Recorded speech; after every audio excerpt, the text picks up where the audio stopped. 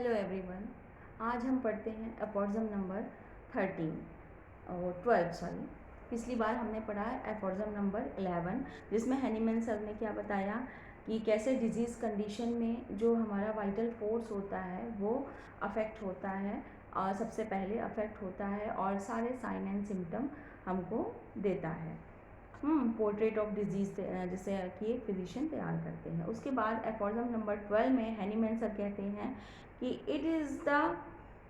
morbidly affected vital force alone that produces disease, so that the morbid phenomena perceptible to our senses express at the same time all the internal changes, that is to say the whole morbid derangement of internal dynamics. In a word, they reveal the whole disease. Hahnemann sir यही कह रहे हैं, फिर से ये बात दोहराते हैं अपनी बात को कि सबसे पहले जो होता है जब कोई भी डायनेमिक फोर्स हमारे ऊपर इम्पैक्ट होता है तो सबसे पहले हमारा जो बॉडी का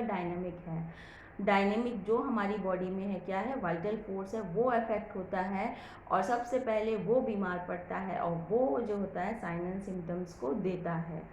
ठीक है, यही बात बार में कह रहे हैं कि सबसे जो भी मॉर्बिडली डिरेंजमेंट आते हैं, जो भी हमारे बीमार होने की जो साइन एंड सिम्टम्स होते हैं वो कौन प्रोड्यूस कर रहा है, वो हमारा वाइटल फोर्स प्रोड्यूस कर रहा है। फिर आगे बोलते हैं इसी बात को, also the disappearance under treatment of all the morbid phenomena and all the morbid alterations that differ from healthy vital operations certainly affect and necessarily implies the restoration of integrity of the vital force and therefore the recovered health of the whole organism. इसके बाद Hahnemann sir आगे इस बात पर फिर जोर देते हैं कि अगर सारे साइन एंड सिम्टम्स हट गए, अगर अच्छे से उसको कोई मेडिसिन मिल गई है ना, रेमेडी मिल गई, तो सारे साइन एंड सिम्टम्स हट गए तो वो फिर से किस में कन्वर्ट हो जाता है, हेल्थ में कन्वर्ट हो जाता है। यानी कि जो टोटल मिला करके हमको क्या हटाना है, साइन एंड सिम्टम्स हटाने हैं अपनी मेडिसिन के थ्रू और फिर जो होता है और जो भी सिक बंदा है वो जाके हेल्थ में कन्वर्ट हो जाता है, उसकी सिकनेस को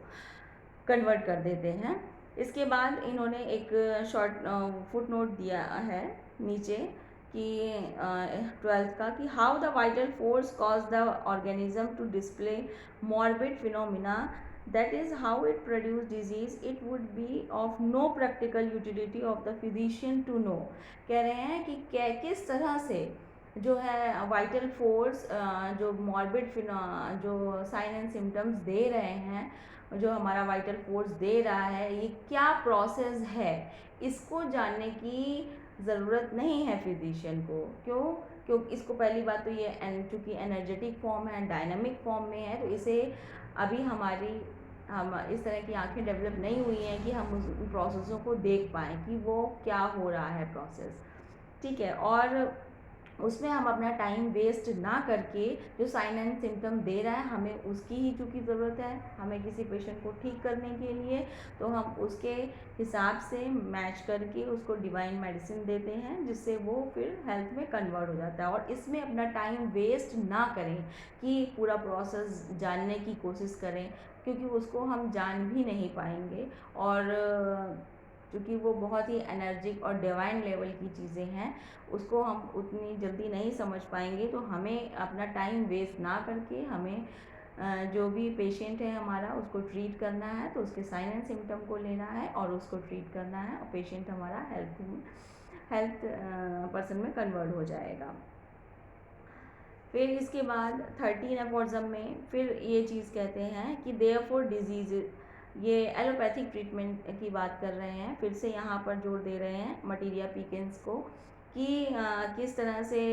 जो एलोपैथ्स होते हैं वो कुछ हिडन अंदर मटीरियलिस्टिक माइंड, क्योंकि होम्योपैथिक जो पर्सनस हैं या होम्योपैथिस्ट जो हैं उनको ये क्या कह रहे हैं, होम्योपैथी को एक डिवाइन साइंस है। ठीक है, क्योंकि डायनामिक नेचर की है, तो यहाँ पर एलोपैथी को बताते हैं कि ये मटेरियलिस्टिक माइंड जो होते हैं वो ढूंढते हैं कि क्या कुछ छिपा है, हिडन क्या चीज़ जो है ब्लड टेस्ट करवाते हैं, या पहले के जो प्रोसेस होते थे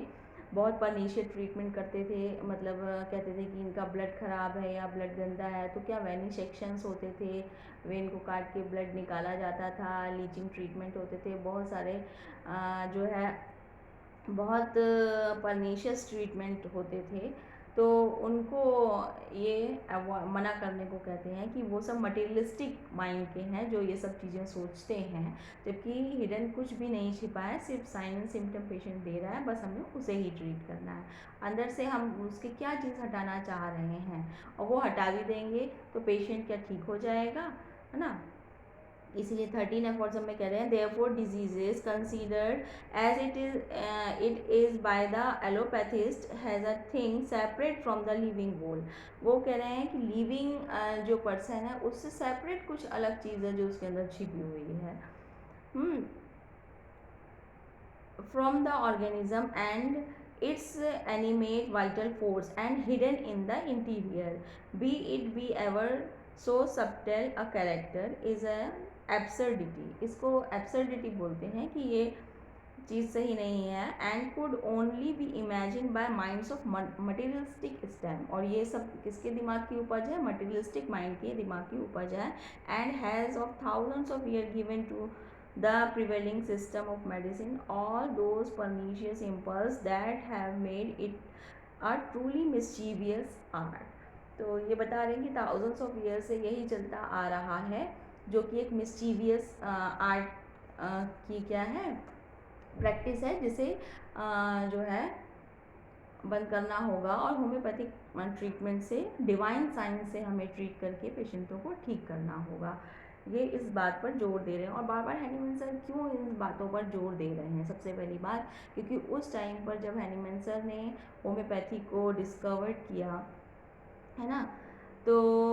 उस टाइम पर क्या था कि सारे एलोपैथिक ट्रीटमेंट ही होते थे। तो बार बार इस चीज़ को प्रेशर दे के बार बार ये अपने एफोर्ज़म में इन चीज़ों को, यहाँ शुरुआती एफोर्ज़म में इन चीज़ों को प्रेशर दे के ये बताने की कोशिश कर रहे हैं, जोर दे रहे हैं कि जो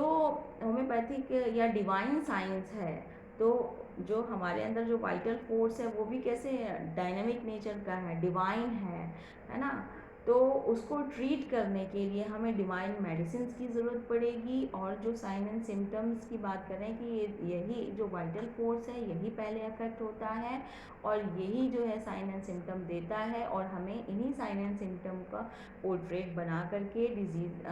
के तौर पे देखना है और इन्हीं के अनुसार जो है हमें मेडिसिन देनी है और सिक को जो है हेल्थ में कन्वर्ट करना है। इस बात पर ये अपने 11, 12, 13 इन एफोर्ज़मों में जोर दे रहे हैं, बार बार प्रेशराइज इसलिए कर रहे हैं कि हम ये अपने दिमाग में बिठा लें क्या, कि हमें सिर्फ और सिर्फ क्या हटाना है, ये साइन एंड सिम्टम्स को ही हटाना है। कुछ हिडन ऐसा कुछ नहीं छिपा है किसी भी सिक पर्सन में या पेशेंट में जो हमें हटाना है। 14 एफोर्ज़म में बात करते हैं कि there is in the interior of man nothing morbid that is curable and no visible morbid alteration that is curable which does not make itself known to the accurately observing physicians by means of morbid signs and symptoms. An arrangement is perfect conformity with the infinite godness of all wise preserver of human life। यहाँ पर भी यही बात कह रहे हैं कि कुछ ऐसा नहीं छिपा है, कुछ ऐसा विजिबल नहीं है मॉर्बिड फिनोमिना, कुछ जो ह्यूमन में सिक पर्सन में छिपा हुआ है जो हमें हटाना है। हमें सिर्फ और सिर्फ उसके साइन एंड सिम्टम हटाने हैं और पेशेंट को ठीक करना है। और ये बात जो इनफाइनाइट मतलब कह रहे हैं कि जो गॉडनेस डिवाइन चीज़ है वही इसे कंफर्म करती है, और जो वाइज पर्सन्स हैं वो ये समझ रहे हैं और वही जो है प्रिजर्वर हैं ह्यूमन लाइफ के, और वही प्रिजर्व करते हैं ह्यूमन लाइफ को, और किसी भी तरह से हम ह्यूमन लाइफ को प्रिजर्व नहीं कर सकते हैं, सिर्फ और सिर्फ डिवाइन साइंस के थ्रू ही प्रिजर्व कर सकते हैं। आगे के एफोर्ज़म हम नेक्स्ट उसमें पढ़ेंगे वीडियो में। धन्यवाद। अगर अच्छा लगे वीडियो तो लाइक करिए, शेयर करिए एंड सब्सक्राइब करिए। धन्यवाद।